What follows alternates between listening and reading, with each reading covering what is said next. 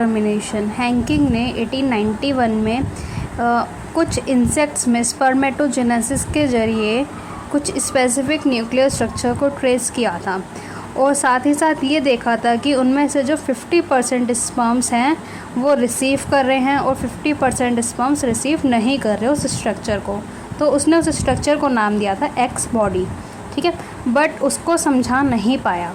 Further investigations by other scientist, कुछ और scientist ने आगे इन्वेस्टिगेशन करी जिससे कि कंक्लूजन ये आया कि जो एक्स बॉडी थी वो एक क्रोमोसोम था और उसको नाम दिया गया एक्स क्रोमोसोम। जिनमें से ज़्यादातर इंसेक्ट्स जो होते हैं वो एक्सोटाइप सेक्स डिटर्मिनेशन के होते हैं, मतलब कि जो सारे एक्स हैं वो एक एडिशनल एक्स क्रोमोसोम बियर कर रहे हैं बिसाइड्स ऑटोसोम्स से। कुछ स्पर्म्स जो हैं वो एक्स क्रोमोसोम बियर कर रहे हैं और कुछ स्पर्म्स नहीं। अब पहला आता है एक्स एक्स जो कि फीमेल है, एक्स ओ जो कि मेल है। ये क्या इन्वॉल्व करता है x chromosome in determination of sex, sex character and rest autosomes. ये जो एक्स क्रोमोसोम का इन्वॉल्वमेंट है ये हमें बताता है कि सेक्स क्रोमोसोम क्या है और बाकी जो होते हैं वो हमारे ऑटोसोम्स होते हैं। जैसे कि हमारे पास एग्जांपल है एक्स एक्स एक्स ओ टाइप सेक्स डिटर्मिनेशन, ये होता है ग्रास हॉपर्स में और कॉकरोच में। दूसरा आता है हमारे पास X X X Y type, ये होता है कुछ इंसेक्ट्स में, ड्रोसोफिलाज में और हम ह्यूमंस में, जो कि एक्स एक्स होती है फीमेल और एक्स वाई होता है मेल। इसमें वाई जो कि हमारा जो क्रोमोसोम है वो है हमारा छोटा, smaller. Such examples are of male heterogamety. तो ये जो एग्जाम्पल्स हैं X X XO type sex determination और X X X Y sex determination, ये हमारे मेल हेट्रोगैमिटी के हैं। मतलब इनमें जो मेल है एक्सो और इसमें जो मेल है एक्स वाई, ये दोनों क्या हैं, हेट्रोगैमीट्स हैं, अलग अलग गैमीट्स हैं। अब हमारे कुछ एग्जाम्पल आता है फीमेल हेट्रोगैमिटी, मतलब जिसमें फीमेल हेट्रोगैमिट है, ठीक है। जेड जेड जेड डब्ल्यू जो हमारा दिखता है हमारी बर्ड्स में, तो जिसमें जेड जेड जो कि मेल है और जेड जेड डब्ल्यू जो कि हेट्रोगैमिट है जो कि फीमेल है। अब आता है हमारा सेक्स डिटर्मिनेशन इन ह्यूमंस। हम ह्यूमंस में सेक्स डिटर्मिनेशन कैसे देखा जाए, तो हमारे में जो 23 पेयर ऑफ क्रोमोसोम्स होते हैं उसमें से जो 22 पेयर होते हैं वो एग्जैक्टली सेम होते हैं दोनों में, मेल्स में और फीमेल्स में, जिसको हम ऑटोसोम्स कहते हैं। अगर हमारा ओवम फर्टिलाइज कर रहा है स्पर्म के साथ जो कि कैरी कर रहा है एक्स क्रोमोसोम को, तो जाइगोट जो होगा वो एक्स एक्स बनेगा, मतलब फीमेल। और अगर वो कैरी कर रहा है वाई क्रोमोसोम को तो जाइगोट जो बनेगा वो एक्स वाई, वो जो कि मेल। तो दस evident that it is the genetic makeup of sperms that determine the sex of the child. तो इससे हम ये बोल सकते हैं कि जो सेक्स बच्चे का सेक्स है वो हमें स्पर्म बताता है।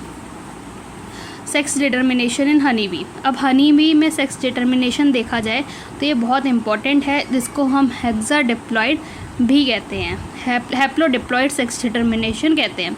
अब इसमें क्या होता है फीमेल और मेल, मेल जो होता है वो हैप्लॉइड होता है और फीमेल जो होती है वो डिप्लॉइड होती है।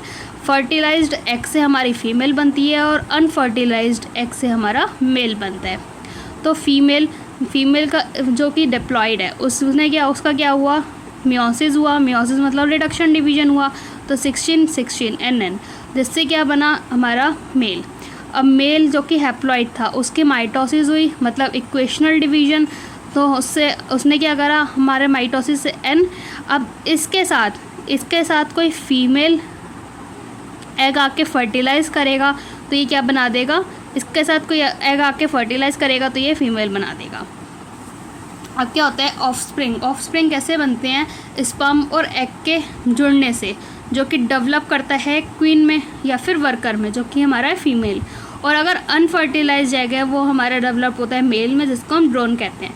ये प्रोसेस हमारा पार्थिनोजेनेसिस होता है, मतलब मेल कैसे बनता है बिना फर्टिलाइजेशन के, तो इसीलिए इसको पार्थिनोजेनेसिस कहते हैं मेल के डेवलपमेंट के लिए, ठीक है।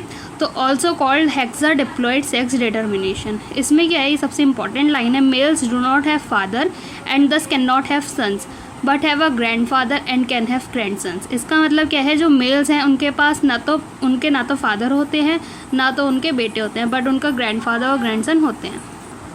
अब इसका मतलब ये है, देखो जैसे ये जो मेल है, अब ये मेल किससे बना है, मेल किससे बनता है, अनफर्टिलाइज्ड एग से मेल बनता है। तो मतलब फीमेल गैमेट से बन रहा है, उसमें मेल गैमेट तो है ही नहीं।